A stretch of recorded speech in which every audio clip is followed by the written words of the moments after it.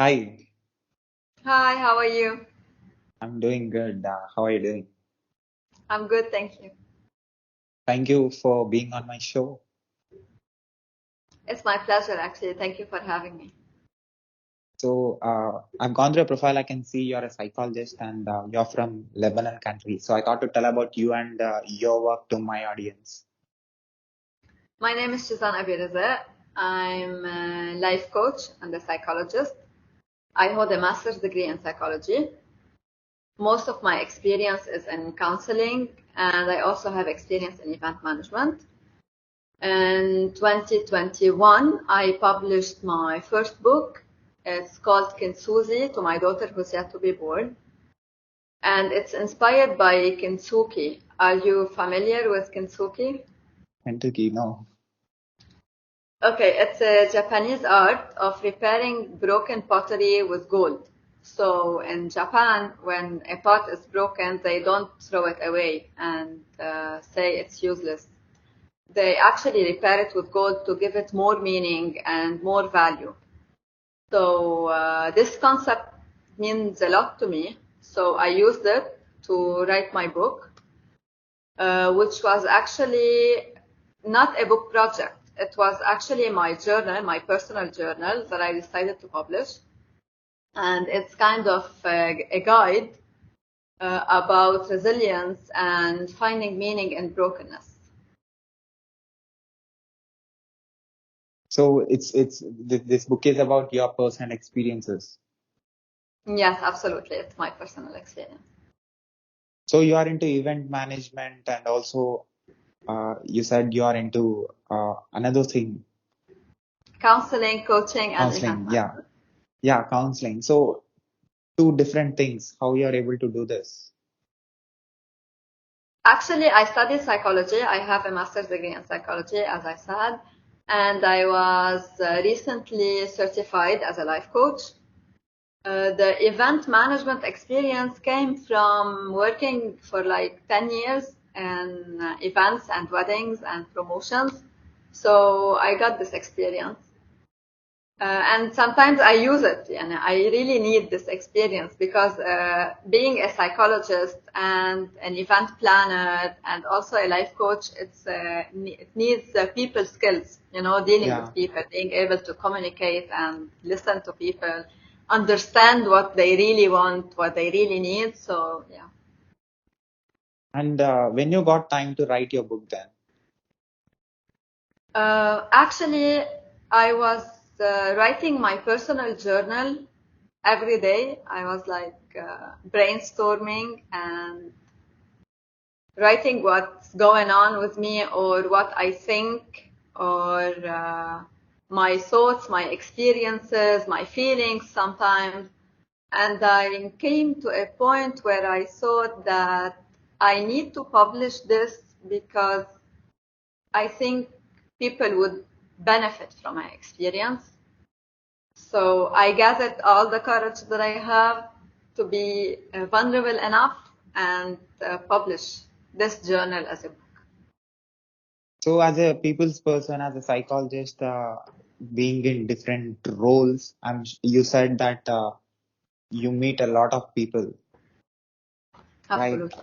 And you observe a lot of people's psychology, Absolutely. and you are trying to understand what they are doing in their life as a life coach, as a normal human being. Yeah.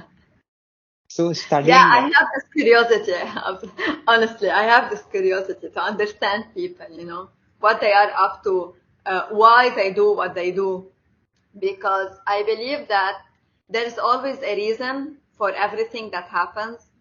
And I really love to understand why people are like this or why they do this, because this reason tells a lot about people. so from 10 years you're into this event management. Yes. The degrees that you have in life coaching and in psychology, what you have, you know, learned in this 10 years that you didn't understood in your degrees? That I still have a lot to learn. Okay. This is the highlight. I still have a lot to learn. Yeah, because every experience, every person you meet, they have something to teach you.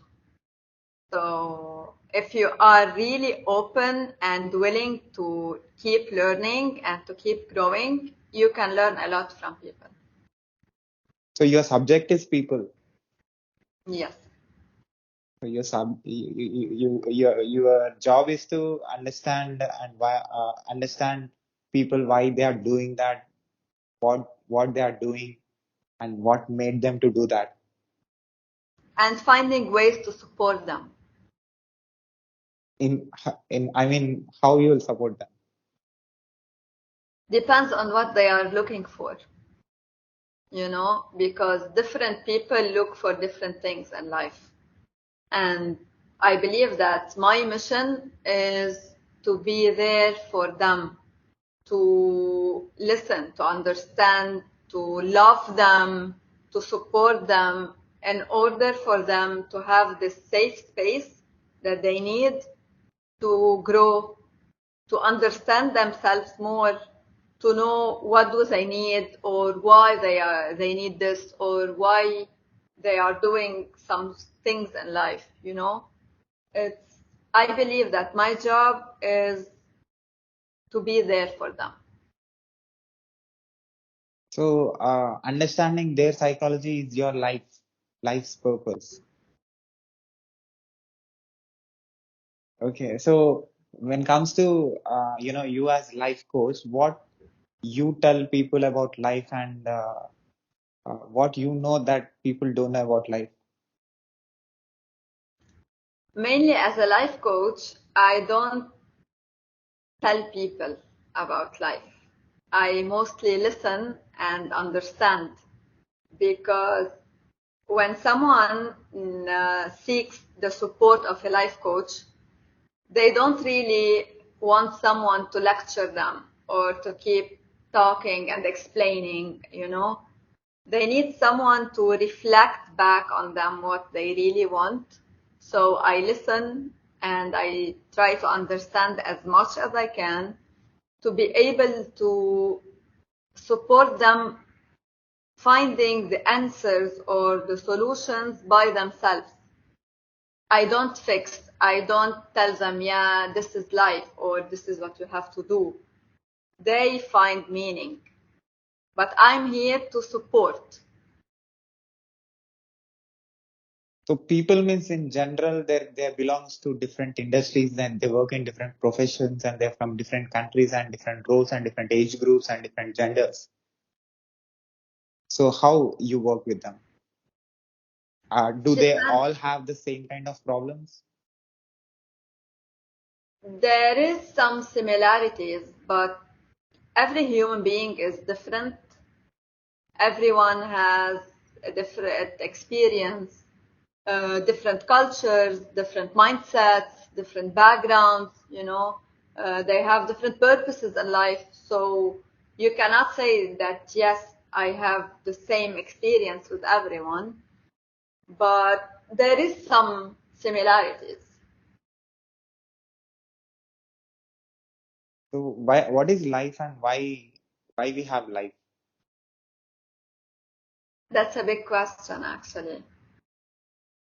For me, being alive is having a mission or a message or a story to tell to the world, you know, because you can live but not be fully alive. So life is the meaning that we give to what we're doing, is the value that we add to the day to the days that we are living, and it's different for everyone. There is no definition for it. What is the value of life?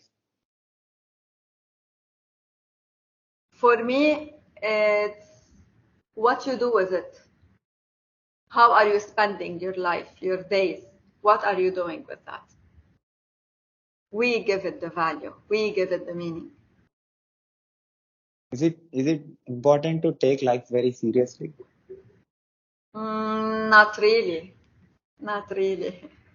You've got to be able to laugh, you know, uh, on some situations, sometimes on yourself, sometimes it doesn't have to be too serious, you know. It's So that humor that gives it more meaning. Being able to laugh, to enjoy. so your job right now is to like communicate with students and support them in doing the better work. So what kind of work that you do with the students? Depends on what they need from me, you know, because mainly I work with youth, and in this period of their lives, this phase, they go through a lot in the school, at home, with their friends, and they need different things. So I cannot be, or I cannot treat all of them the same way. And as much as I give them support, they give me support as well, because sometimes they are teaching me stuff, you know, I learn from them. It's not like a one way I'm giving them, I'm counseling others all the time. It's a very rare and valuable opportunity to me to be able to learn from them. So me or anybody who are working in different professions are doing work for different organizations or doing different kind of projects. And me, especially technology, working for machines. We communicate with machines most of the time. So we are different. And you're very lucky, like in your life, that you took a profession that, your subject is to study human beings. Like, and Absolutely. also being a life coach, in telling and listening to different people's lives, you also understand what your life is from their answers or their experiences. Yes, absolutely. It helps me to learn a lot about myself, you know, because everyone has a message to give. And sometimes I can learn from their experience more than I learned from some of the experience that I had. Yeah, it's very important. And it's the most important thing is that to understand that I can actually learn from them and not just like say, yeah, I'm the counselor and I have to counsel them, you know? I understand that it's a relationship. It's not only one way. So you are an expert, you have studied psychology, you have degrees in it, you have, masters in it. In your study, is there any particular way of, behaving or having these qualities or these functionalities that human need to have so that they can live a happy life or like safe life? Is there anything like that in the book? First, let me highlight the fact that I am not really an expert, because I believe that no one can be a real expert in psychology, you know, because it's not like a destination and yeah, I have a master's degree and that's it, I know everything. It's like a journey where you can learn every day, you know. And to answer your question about happiness, it's, I guess happiness is overrated, you know, because everyone tells you, yeah, be happy, you have to be happy, don't be sad, don't worry about this, don't think about that, don't overthink, just be happy. And we're like, okay, so how do I do this? How do I be happy? How do I maintain this happiness, you know? So It's not like there's a recipe for happiness. It's how you choose to look into every experience that you're going through. Because we don't really need happiness only. If you're happy all the time, how would you know the value of happiness? If you're only having positive experiences, how would you really know the value of these positive experiences? You will take it for granted. But when we go through different experiences and we really experience different emotions, if we really allow ourselves to experience different emotions, because sometimes we tend to deny or to avoid being sad or being angry or being upset, and I believe that we need all of these emotions to feel alive. This also comes to your question about being alive, and about life. It's like you need to feel all of these emotions to be able to really experience life and to experience happiness. So actually, my question was, is it is there any particular qualities that human need to have and human need to adopt for himself in order to live a quality life?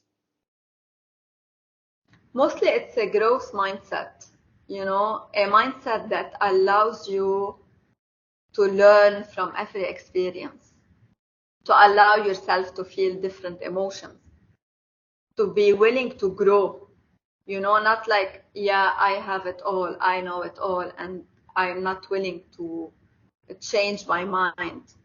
Changing your mind and your mindset is very important for growth and for experiencing positive uh, outcomes, to have positive outcomes in your life.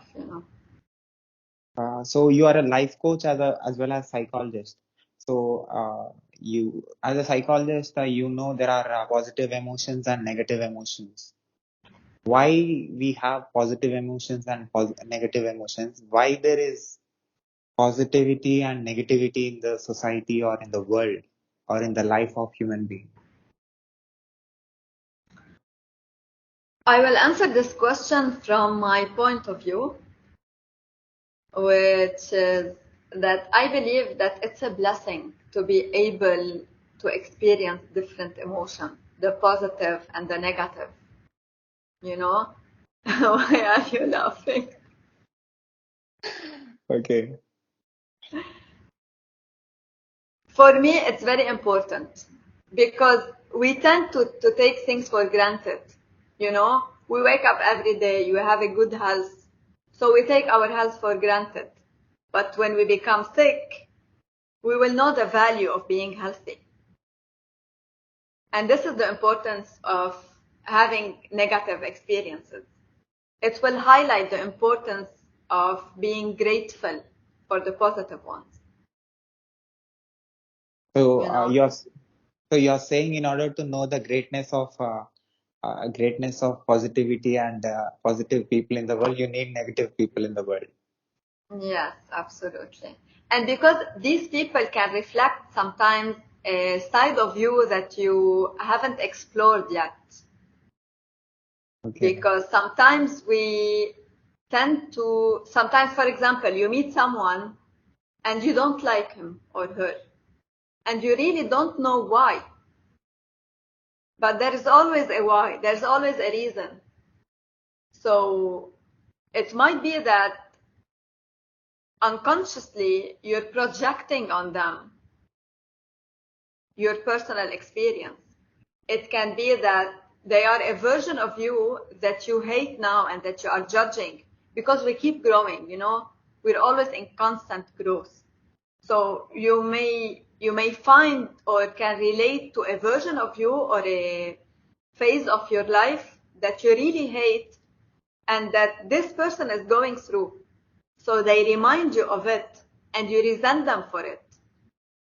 Or it can be someone who's an evolved version of you, someone that you will become later on and that you might be sabotaging right now. So you resent this person for being evolved. So it's a reflection. We're always reflecting and projecting what we really are inside into the world that we're living in. And why in our human body have this logical thing and emotional thing? Because we need both. We need both actually. You can't be emotional all the time because you need logic to make some decisions. And you cannot be logical all the time because you will miss the beauty of feeling different emotions, you know? So because some people sometimes numb or deny their feelings. For example, we're afraid to be angry or we're afraid to be sad. We want to be happy all the time. But what we need to learn is how to express our negative emotions, how to express our sadness, how to express our anger, and not avoiding the feeling at the first place. Do you And have, this yeah, go on. and this is how you learn to value and to know why we need positive emotions. And do you have any particular suggestions or ideas that make people to be happy all the time in their life? They don't need to be happy all the time in their life. Like, It's not a recipe, as I said before, you know. And what makes me happy doesn't have to make you happy because we're not the same. We're different, and our experiences are different. And what I look for in life and what I've been through in life is totally different than what you're going through or than what you're looking for. So it cannot be, yeah, this is the recipe, take notes, and that's it, you're happy. so what makes you wake up in the morning every day and go and do the work? Basically, my alarm, because sometimes I really don't feel like waking up, you know. It's sometimes I wake up very energetic and it's like, yeah, today is the day where I do everything.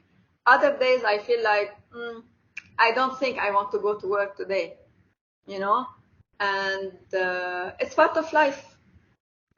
So we need to embrace this. I believe that we need to embrace all the phases, all the moods, because we don't really have to be energetic all the time. Or we are not, it's not like we're not supposed to, but we need to know when to let ourselves rest. Because as much as we need to achieve and to accomplish, we need to rest. What is your driving force?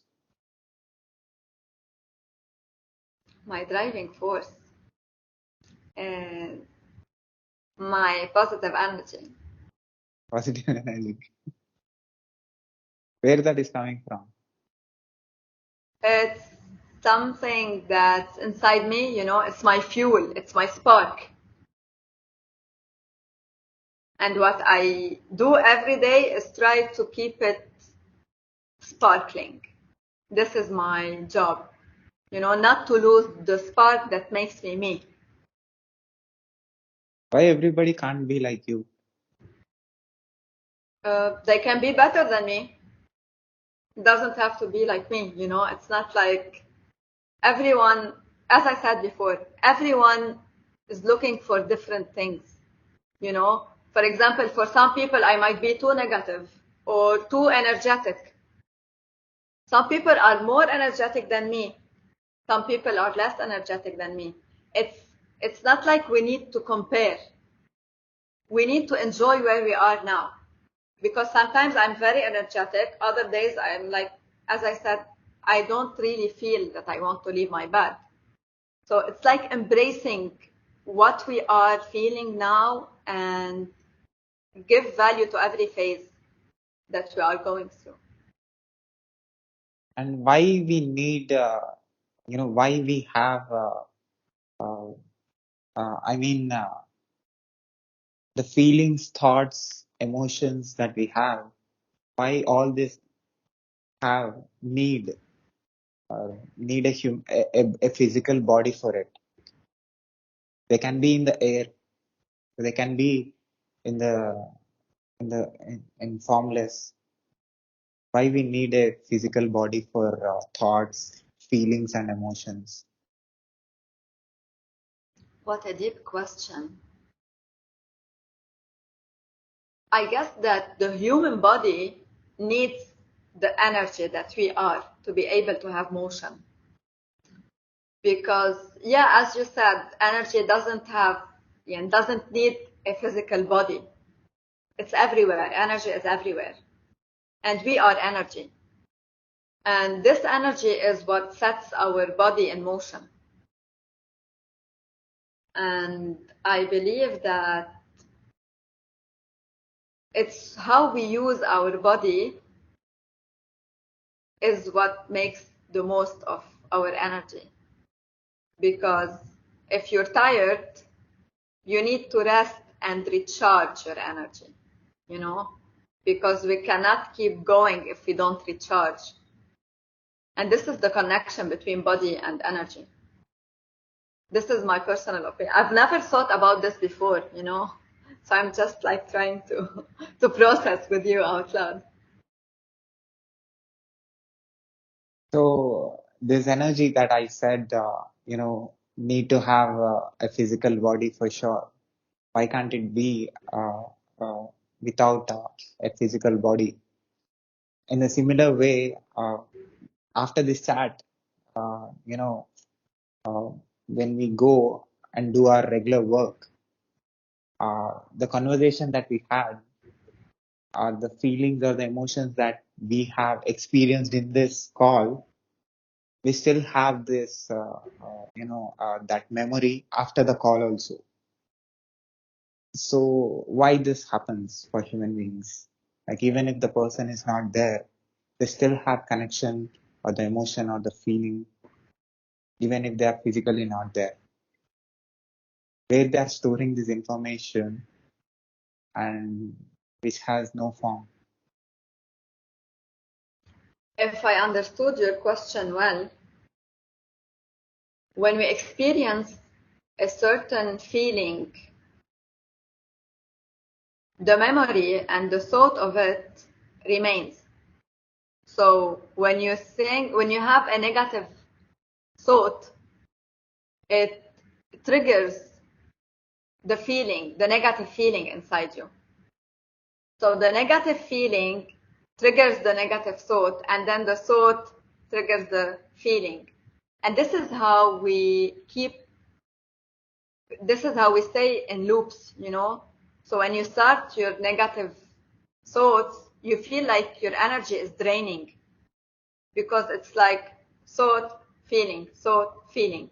So if it's negative, it's like you're kind of stuck in your negativity.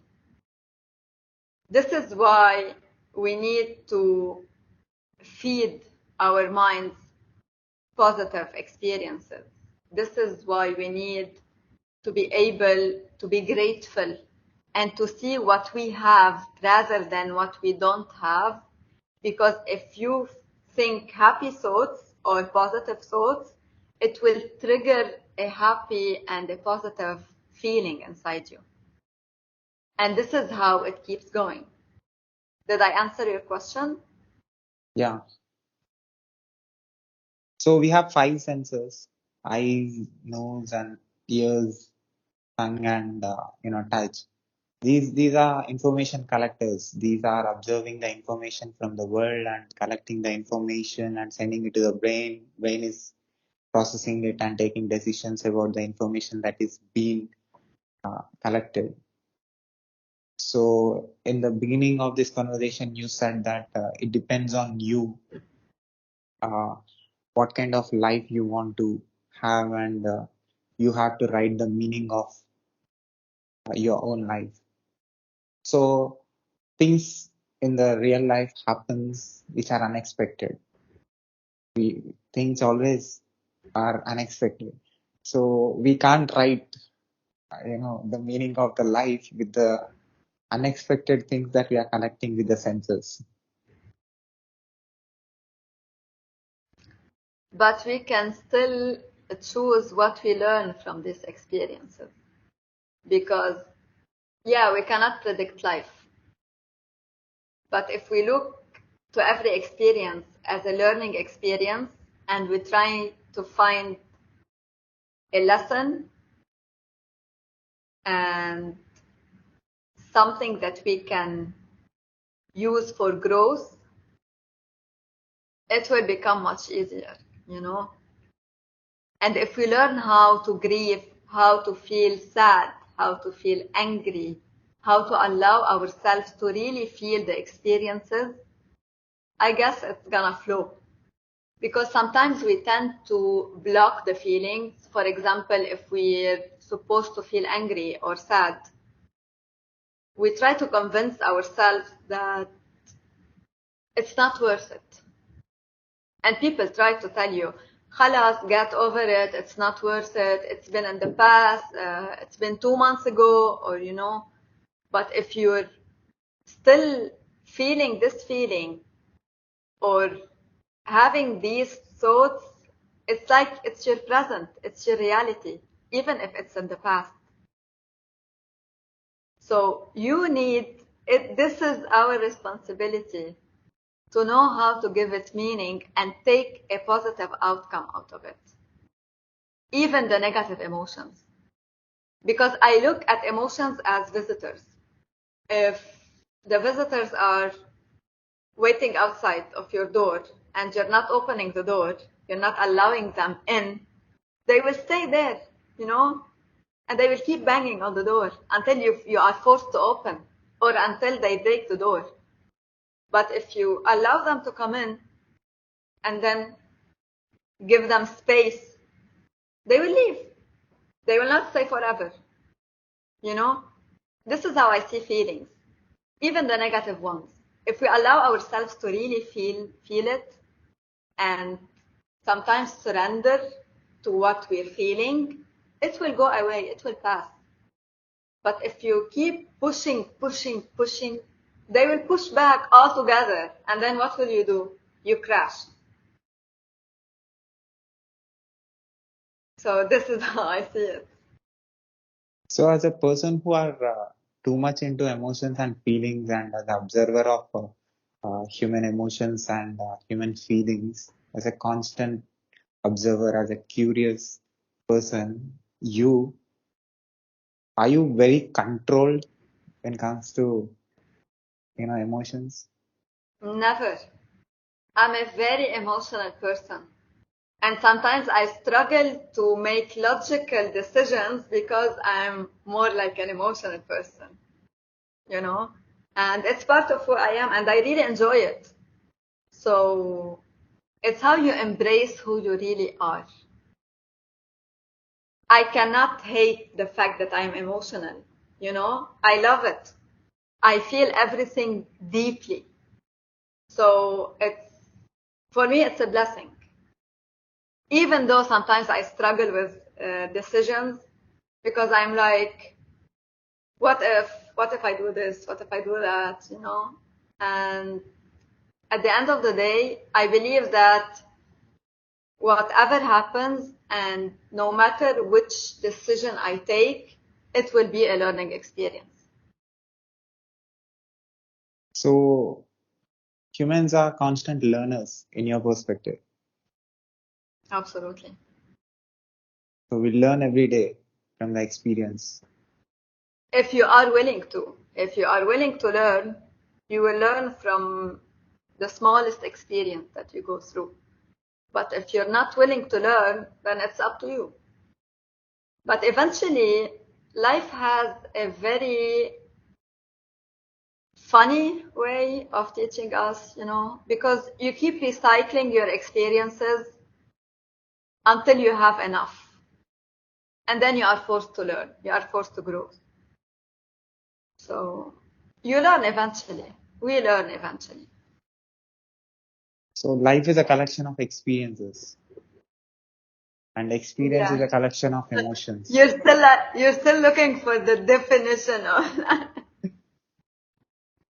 Yeah, you can put it in this sense. So we are constantly observing and absorbing emotions uh, from different, Experiences, challenges, yeah. and we are filling our bottle called life with those experiences. Yeah. And who will drink that? The next generation, if you leave it. Who will? Uh, if What we was the if question? we are filling these experiences that we are having in the bottle called Ah, we are life. filling. Okay. And who will drink this? Who will drink this? The next generation. I'm giving this bottle to the next generation, and they are going to drink it, and they are not going to do what I did, which made me feel sad, or which made me go through the failures. Not really, in my opinion, because you can't save people, even your children, they will have their own experiences in life. But sometimes there is some traumas that are passed from generation to another. And if you have the courage to stop it, to take responsibility for healing, yeah, you can stop it. But this doesn't mean that your children won't have different experiences, And you cannot force them to learn from your own experience.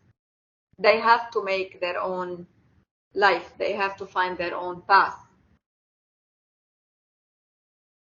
So, as a psychologist, uh, you tell me how people with different experiences are connected, and they are having relationship, and they're living together.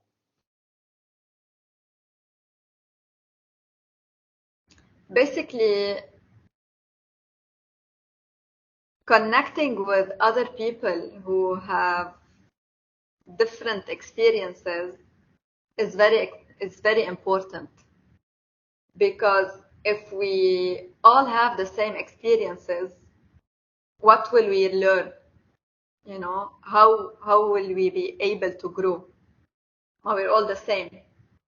But having this contact and this curiosity to learn from other people's experiences, and sometimes to share with them experiences, to create new experiences, gives a lot meaning to life, you know.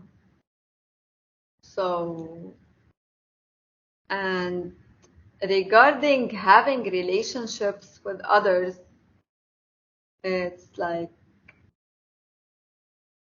if you're willing to be open, to be vulnerable, to have the courage to tell someone else, this is who I am, and I am willing to grow with you.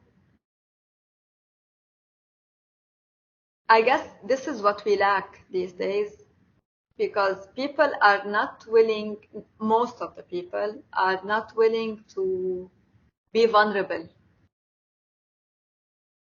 It needs a lot of courage, but we also need to be vulnerable, to be, to embrace who we are, and let other people see who we really are, because we cannot keep pretending all the time. You can't pretend, but how long can you pretend?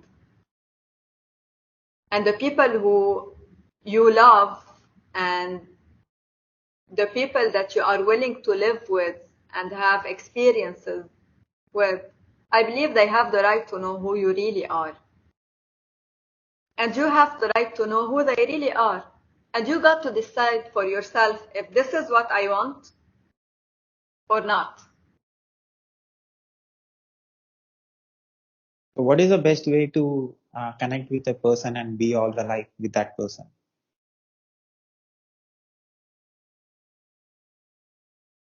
I believe being vulnerable and having the courage to tell them, this is who I am.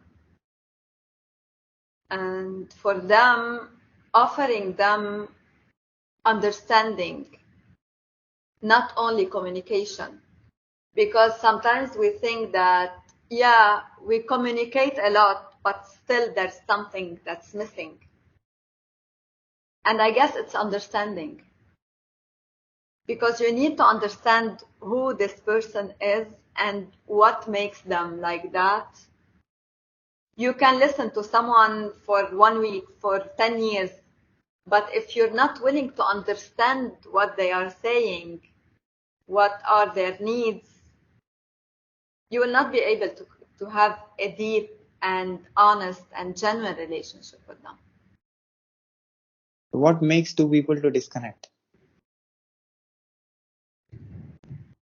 I guess being too proud,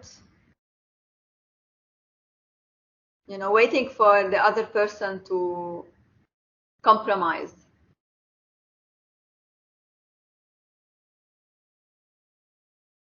Yeah, I guess so. This is based on my experience. When you're not willing to understand and have the courage to admit that sometimes you are the problem and you are causing a problem, and keep waiting for the other person to compromise who they are or what they need to avoid changing or changing yourself, it's like they need to accommodate to my needs. So Yeah, how I believe yeah, I got you. So how communication plays a role in relationship? it's very important. It's vital for a relationship. But as I said before, if you are communicating but not willing to understand, you're missing the point of communication. So do you have anything that you will tell that will work for sure for every human who are from any place in the world? About communication and understanding, you mean? In relationship, something that works.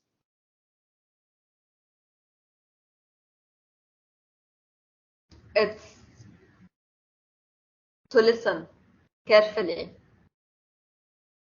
not only with our ears, but with our heart and with our eyes, to be fully invested in what the other person is saying, and to be grateful for them sharing their experience and what do they really need. Because when you really want someone in your life, you will be able to tell them what you need. But if someone doesn't tell you what they need, and they are expecting you to know, to just know, it's not like they are really investing in you. So in different countries, there are different rules. Different countries works with different systems, different ways of making things happen. So people have different restrictions, different things in, because of their government or whatever the ruling thing is there. So is it possible for human to be himself all the life in this restricted world? Can you repeat the question? Is it possible? Feelings and emotions are being restricted because of the societal rules. So what do you say about that as a life coach? Yeah, I agree that in different countries, different cultures, some of the feelings are restricted. Basically, in some cultures, it's easier to express anger and rage than to express kindness and love. So it's okay to be angry and to shout on people and to be rude, but it's not okay to be kind. They will see you as if you're weak, you know? And This comes from the lack of understanding of the importance of going through all the emotions. It's like, I'm angry, leave me alone. I'm not willing to explain who I am, to be vulnerable enough to express who I am. So we stick to one emotion, which is anger, which is rage. So yeah, the culture plays a big role in this. But I believe that if someone wants to be kind, they can be kind no matter what, because this is what we need. And I guess everyone's going through a lot already. So what we need is more people who are willing to be kind for no reason. You don't have to tell me what's going on in your life for me to be kind with you. I'm just kind to you because this is what we need. This is the kind of strength that we need. So a person who loves himself or herself a lot, self-loving, and giving a lot of importance to self-emotions, self-values, self-time, self-materialistic things, are they going to be very successful in relationship where they have to love other person, they have to share things with other person, they have to uh, uh, do things with other person? Does that work? Self-loving in relationship? I mean, excess of self-loving. What are the consequences of having more self-love in relationships? You mean the extreme Yeah, self-love? yeah. Okay, so Because there are some countries, I don't want to name it. There are some countries where people are extremely individualistic. They give a lot of importance to themselves. Even when you listen them, the videos or when you meet them, they talk like, I don't care. I don't bother. It's not my thing. Like, they talk like, you know, nothing is important for them other than their own life. Are they going to be very successful in relationship? Because I saw in their country, there is a lot of divorce rate. People are getting disconnected. Only 50% of the relationships in their country are working, and 50% are getting disconnected, being with their partners for very less time because of more, uh, loving themselves. I guess here we're talking more about attachment or benefits, because when we talk about self-love, it's very important because the way you love and you value yourself is the standard that you put for other people to love you. So you cannot go around and tell people, please love me, I'm desperate for love, because you don't love yourself. They will use you. You will become codependent because you're seeking for validation. You're seeking for love from outside, you know? But when you really know the value of yourself and your self-worth, and you love yourself the right way, you will find more people who are willing to love you because you are setting the standard. No one can benefit from your lack of self-worth or lack of self-love and tell you, yeah, this is love, this is not love. No one can set the standard but you.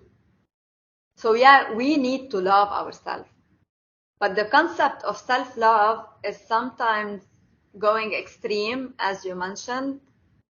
And I don't think we can talk about self-love here because it's not love. When there is nothing that's flourishing, we cannot talk about love.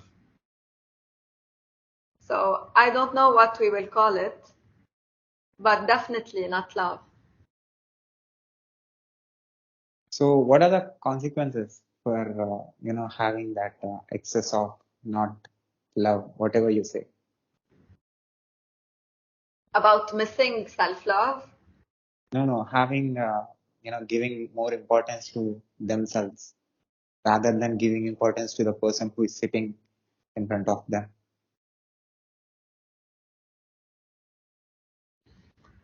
I believe that extremism and toxicity are like twin sisters. They go hand in hand. So when you take something extreme, it means there's a kind of lack somewhere, you know. So if you're focused on yourself to the point that you don't see anyone else, there's something wrong. And the other way is the same. So if you're focused only on the other person and you forget about yourself, there is also something wrong. So here we need to really look into what's the definition of self-love or self-worth, or because sometimes when we feel that we are not worthy enough, we try to make it up for ourselves, you know. It's like I keep focusing on stuff that I can control, like my hair, my makeup, my style, my outfit, I don't know, the cars that I drive, because these stuff are things that I have control over. Because I might not have control over my feelings, my thoughts, my trauma, my experiences, you know. So I just give more attention and more control over the things that I can actually control. So what are the consequences having more self-love? Depends on the case. So I cannot generalize, you know. It's like sometimes if you're feeling empty and you're trying to fill this emptiness with excessive self-love, I will call it, between brackets. So you will end up feeling more empty, you know, because you're looking in the wrong place. You're trying to fill your need that you might not be able to admit with the wrong things. And it keeps getting emptier. So how to talk with people, how to communicate with people so that you can balance relationships with different people. It's like listening with an open heart, without judgment. Because if you're judging people, you cannot love them, you cannot understand them, and you cannot accept them. And this comes from the way that we judge ourselves, you know, because we are very judgmental when it comes to ourselves. So it's very normal to judge other people. And this is the importance of self-love that I mentioned before. It's how you love yourself in a healthy way that allows you to be able to love other people. So are you love expert? Not really. Actually, I'm not into this expert title, you know, because I know that I still have a lot to learn, and I'm really enjoying the journey that I get to learn something new every day, you know, about love, about relationships, about work, about life, about, you know, it's like I don't think that I will call myself an expert like ever. You know, it's a journey. It's not a destination. So if you say you're an expert, it's like خلاص, you know it all. There's nothing more to add. And this is how you stop growing, because you you need to keep learning. You need to keep willing to grow. to be able to really have a deeper experience and a deeper understanding of what's going on around you and within you as well. But still, I'm waiting for your answer about are you very good in understanding love? I'm still learning. I'm still learning. So what you have learned till now about it? What I mentioned about understanding, because I learned that I used to be a codependent person. So I'm not gonna spoil the book for you, but I used to seek validation from other people, you know, to feel like, okay, I'm enough, I'm worthy. And then you come to a point in your life when you become aware that, okay, this is not working. So I have to do something about it. And this is when my healing journey started. This is when I started to embrace who I really am and what are my needs. Because you need to express what you need. Sometimes we think that people have to guess without us even saying or verbalizing what we need. And sometimes even after we verbalize, people lack understanding. So how are we expecting them to just guess, you know? So what I learned so far is the importance of setting the standard for people how to love you, giving them the example, being able to be vulnerable and show up and be proud of who you are, knowing that you still have a lot to learn and a lot of experiences that will shape you and will support you to grow, and listening with understanding, not to think that, okay, they said this, I'm gonna say this now, you know. It's not like listening to responding, it's like listening to really understanding. Yeah, that's it so far. So in my profession, in technology profession, the people who works in this profession anywhere in the world, we are communicating with machines, not with human beings. Most of the time, we sit in front of computers and we develop applications, we write code, we create a software, we create user interfaces, back end, front end, logical things. There is so much mind has been used in this profession. Extremely logical. You have to be extremely logical in this profession. It's important because if you be emotional, you can't work. You can't be a DevOps engineer or a software engineer.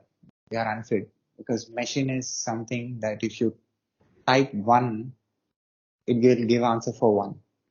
If you type something, I'm emotional today, I will type two, but you take one means this happens in communication between human beings. If you are unable to understand, I can able to convey my emotion in a different way, but still you can able to get me because this is the real life, like real thing, which is created by the nature.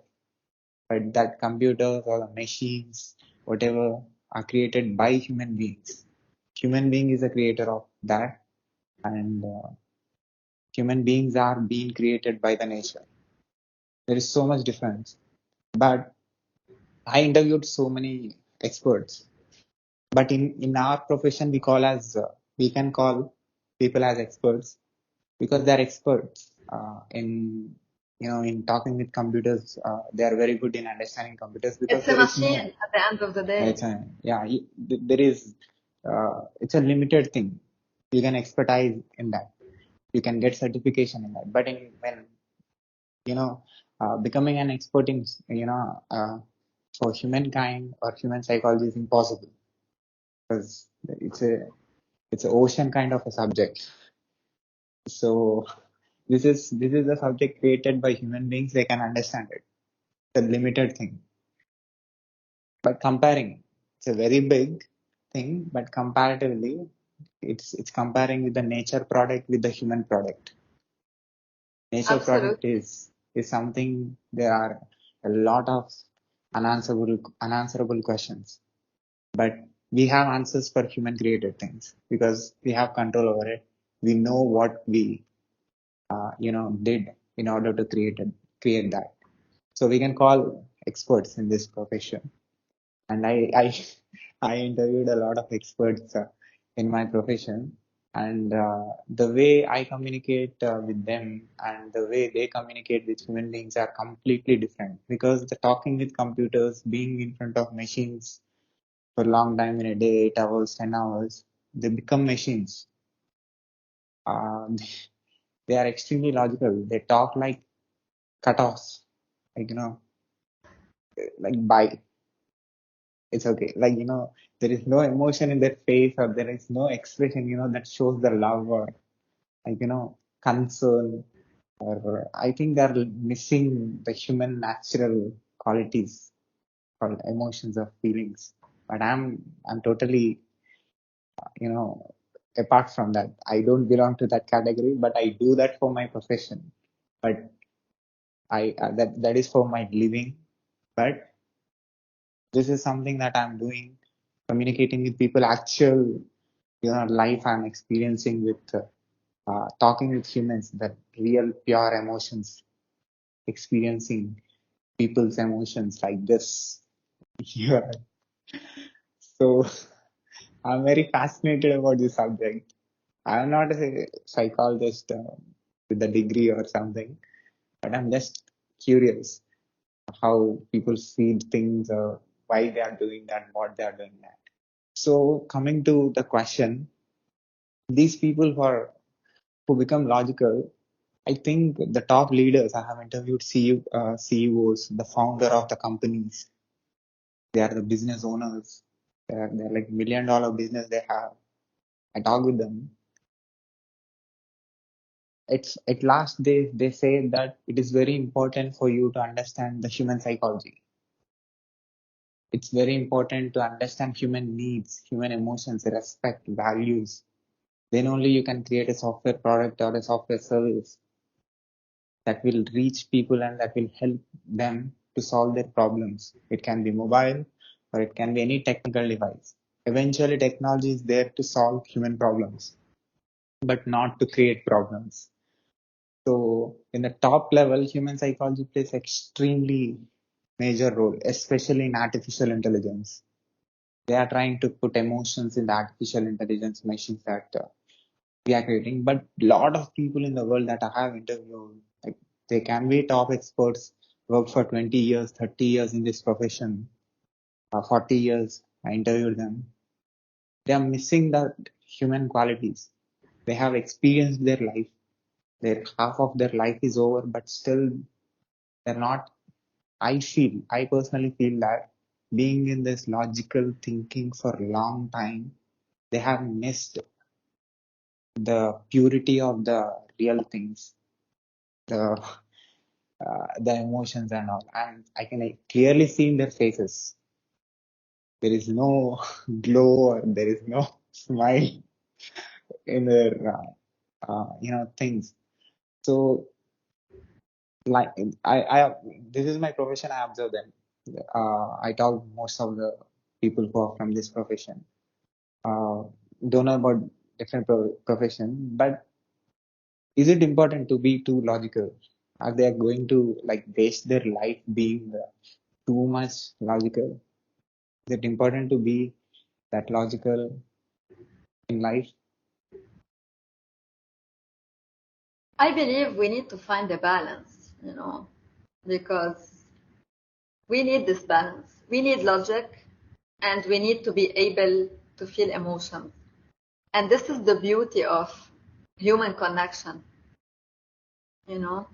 Here, since you shared your experience, and thank you for sharing your experience, if you allow me to ask you this question, What do you think those people who are dealing with machines all the time really need? They need real things which have the purity, which will come only from the nature. The nature products can create something in them, not the human products. Beautiful, absolutely. They're missing that. I think they have to go out and experience the natural vibes of the nature. Yeah, absolutely. So one of the things that I want to share with you is after completion of my master's, I was preparing for PhD entrance exam. So I wanted to do PhD like I did master's. Let's do something big. Let's do some research and all. I thought then Way to go, bravo. so I decided like I started preparing for the entrance exam for PhD, and there was a subject which drawn my attention called computer networks. So in which the computers are interconnected. One computer is connected with other computer is connected with like this multiple computers are connected with each other, and the information transfer is happening between computers. That's exactly the subject meaning is. So in order to share the information and give access, give permissions to different computers, how much information should be sent to this particular computer one, computer two, computer three, how much there is restrictions, protocols, so many things, all these security related things, and based on the requirement, this computer network is working. That is what I understood, and I wrote. I used to have a blog, and with pictures, I had created pictures of the computers and how the information is being transferred. And by understanding this, I thought like this is the creation of the human being. This concept, information transfer between machines, is the thought of human being. So this thought came human for human. For this thought came for human in order to transfer information from one person to other person. That's why it's called PC, personal computer. From my computer, I'm sending to your computer. So this is the extension of the human connectivity. Actually, technology is extension. It is helping you to connect with other person who is living in other country or other place. So that's the reason the information transfer came. So I thought like, okay, this is so these computers are connected with each other, information transfer happening, and this concept is called computer network. More than one computer is called as network. So it's called a network. Can be any number of computers connected with each other. So I will create a network which is called human network, which is what my channel is. Actually starts where information transfer is happening between different country people, and the communication system I have created, the natural, pure communication. That's why the reason I have grown very fast in last 3 years, because it impacted That's so genius, much. actually. Thank you for doing this. So that's my motivation. That was the foundational point that made me to create this and communicate with experts from different parts of the world. And today I've reached 595th chat. Wow, way to go. So my thought was like, at least I want to connect with 4,000 people in the world. Like I want to interview 4,000 people, different people, not the same thinking people or belongs to same profession who do same things all the time. Every time I interview, every time you'll see a new face and a new flag. So That's fantastic, actually. that itself shows the diversity. And here the fantastic thing is I have to be the global communicator. Like you have mentioned certain points, the qualities that I already have. That that's why the reason I'm successful in this. Those qualities are, I just want to repeat this. You already said it. Non-judgmental attitude, uh, just listening and listening their experiences.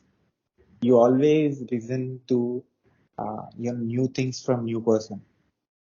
Every person is unique, and every person's experiences makes you feel like, in the beginning days after 30 interviews, when I was talking with a person, I was extremely sad at that particular time.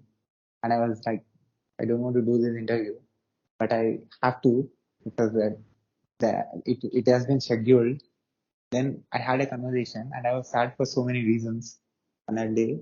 And once I had conversation with that person, then I have understood that the person is sharing his personal experiences that made him go so bad in his life. Like so many bad experiences, negative things, breakups, so many things. Like, I was listening. Then after completion of the interview, I thought like, thank God, I don't have these many problems. I am far better than this person. Don't need to feel sad. There are a lot of people in different parts of the world who are feeling more, negative than me. So when you're talking with people, you will see a lot of people going through different things. A woman from US, there are so many sad stories I've heard. Like, I was just listening. I become like a rock. I don't have any feelings when they're talking because I'm hearing something that I never I never experienced because they have spent 30 years on this planet or 20 years or 15 years with different people, and it's valuable information they are sharing their life experience in my channel and I'm presenting it, and that's why the reason it is so real and so impactful. So that is one of the reasons why uh, it becomes huge success for me. You know, anybody who comes, like, they will get connected with me. There is no, something that I'm creating that I'm not feeling. Like if you are in front of me physically here, how I feel, I'm feeling in the same way with the phone being in different place in the world. So I think that is missing in the internet today. That the content creators or the technology people are trying to be different in internet. They're not being same. They're not being authentic. Uh, if they be exactly what they are outside the internet, I think they can connect with so many people in the world. Their originality, I think that real them will reach. I just want to share this because it's related to communication and my project. It will give you some Thank idea. you. Thank you for sharing this, Sai. So if I want to ask you, what's one thing that you learned from interviewing hundreds of people around the world? What would it be? One thing, what I learned. One thing I cannot say, like, so many things I have learned, so many people, so many. I cannot say one thing. If you ask me one common thing in all the people, everyone is human being. I can say that every human, have the same pain, smile, heart, and the tears. Same. Everyone is having the same things, these things. But all these things that you said in the beginning, the positive and the negative emotions that human have, you will have the same emotions, I will have the same emotions. All the humans from all the parts of the world on this planet have the same emotions. That is for sure. And but these emotions will be generated or will be created by seeing different things, by listening to different things, by smelling different things, or by tasting different things, or by touching different things. Those are called as experiences. Those collection of experiences is called as life. And different people are living different lives in different places. So that's the biggest content that nobody created in the world, that according to my understanding, I never saw a person like me who is doing this, experiencing the experiences of the people from all over the world, more than 100 country people, all country people, like, almost all country people I had conversation. Communication is different. People are speaking in different way. UK, a person from UK talking in different way. In Canada is talking in different way. In South America, Colombia, from France, Finland, Poland, Pakistan, Europe, or some country names I came to know for the first time after starting this series. I don't even know that countries exist. So, and I came to know, like, people talk like this, people like they want to connect actually. All these people who are living in different parts want to, like, everyone is friendly actually. I think I'm friendly. Maybe everybody's, looking friendly for me. You're attracting friendly people into your life. Don't know. So did you That's know about Lebanon before our one interview? person I interviewed. One person I interviewed from Lebanon long back. I think 2 years back. And now Oh, that's fantastic. she's so cute, like you. Thank you.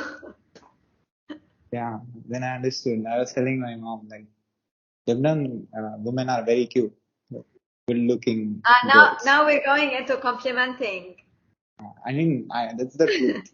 That's the truth. Lebanon, like, I see all different, uh, you know, looking people, right?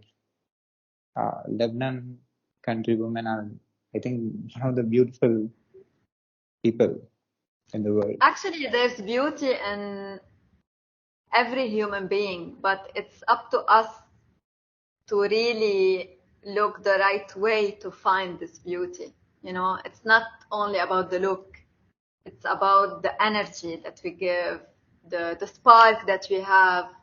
It's up to us to really value the beauty within people that we are meeting. Yeah, that's what I felt And of thank you you. for the compliment. Yeah. So that's the common thing that I have observed. I think I gave answer for your question.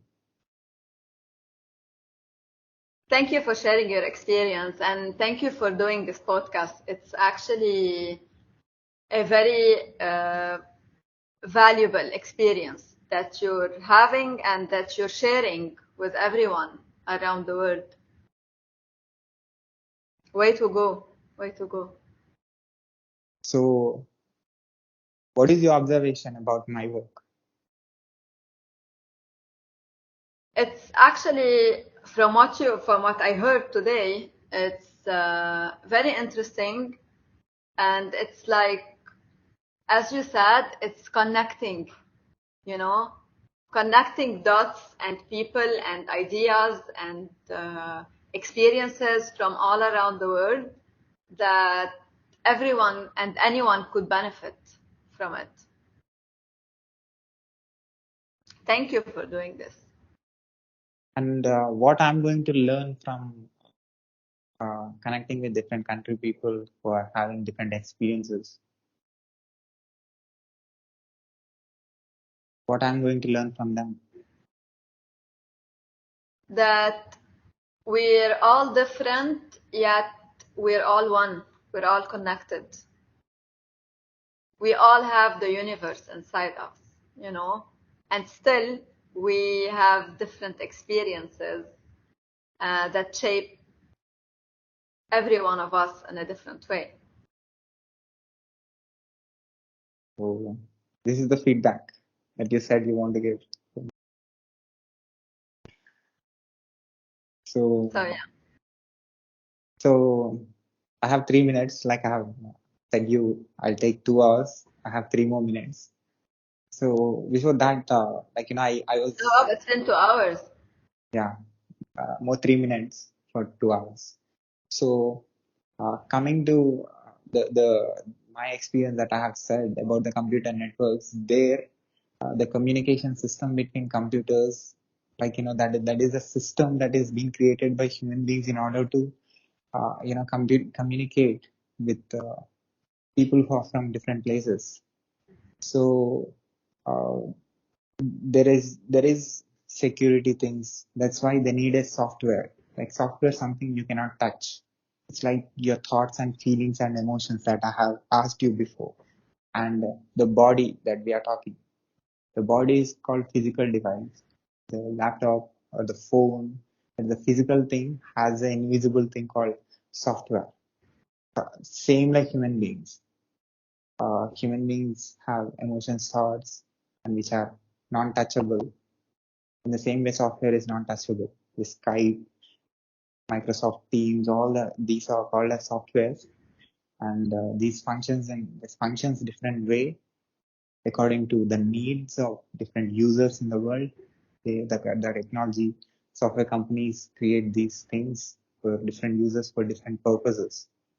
So eventually, everything is for human beings, to help human beings. So coming to the point, the computer networks that I was saying, the communication system that is happening, I was too curious in understanding that, like going very deeper, how it's not that easy that I'm telling in one line now, communication.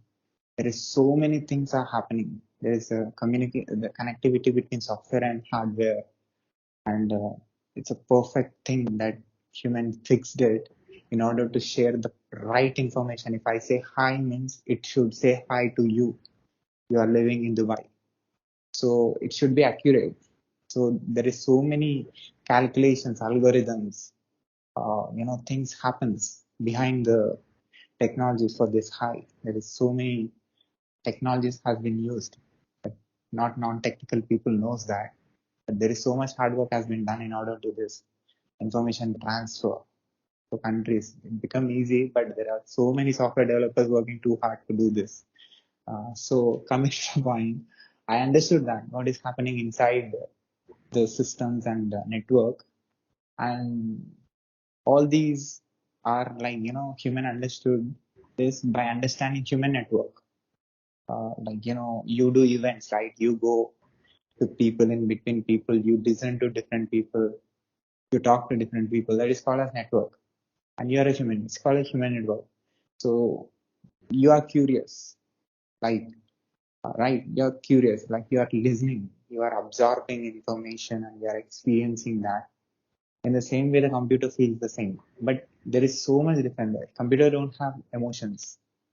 Computer can't take decisions by itself. It need a human support. Human needs to give a command. Do this means it will do it. But humans are different. So uh, I think I'm going to work in AI in future with all this project, this international project that I'm doing.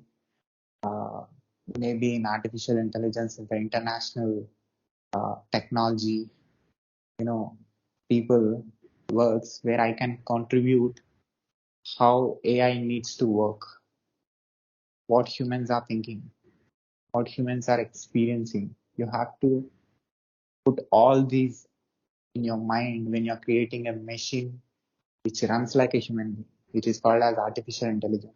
We are intelligent and we are creating artificially intelligent thing. So we have to very, very deeply understand human beings, like experts like you.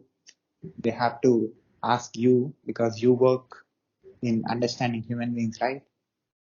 So people who understand humans, they need to work, especially in technology, in order to make AI work. And I interviewed a person who is from NASA, space projects, uh, two people. And I wonder also, that's not my subject. I was also curious about that, how things work in the space station, about the planet.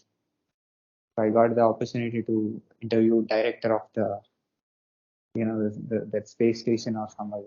And I was asking the same, this communication system, what is happening on the planet, they are saying they are trying to transfer information wirelessly. So it started eventually from communication, understanding the communication between human beings.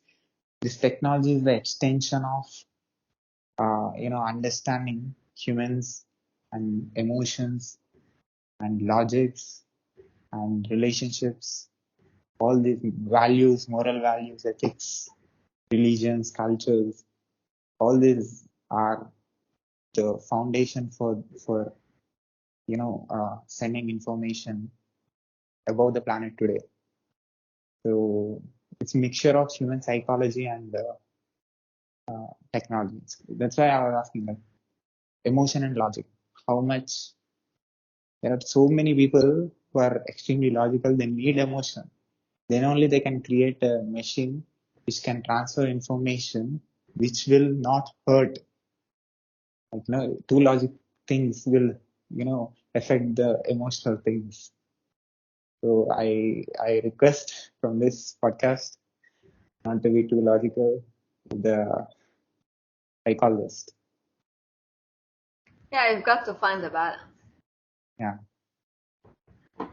So can I put this video on my YouTube channel with your permission? Yes, absolutely. Of course And you can. also can I put this audio and video clip on my podcast, website, internet, social media, everywhere with your permission? Yes, absolutely. Thank you. Uh, can you share your social media presence to my podcast listeners so that they can follow you and they can take your service or they can take your support or they can take your help from anywhere in the world? Basically, I'm on Instagram, Facebook, Twitter as Embody Your Why, and on LinkedIn as Suzanne AbiRizk. I'll put the links in the description of this video, also on the screen as well. People who find our video on YouTube can see it. All the 2 hours they can see the link and they can, see the work Thank that you. you're doing and see the contribution that you're doing to the world. Thank you so much for this. And thank you for this interesting conversation. It's my pleasure. And thanks for being awesome. And I'll put about your work in my website as well. People who reaches my website can see your work and they can see your web links. It can be Instagram or if in future, if you have a website, you can send me. I can put anybody who visits my site, they can see you and they Will can see do. your work. Will do. Will do. Thank you so much. Thank you, Aki.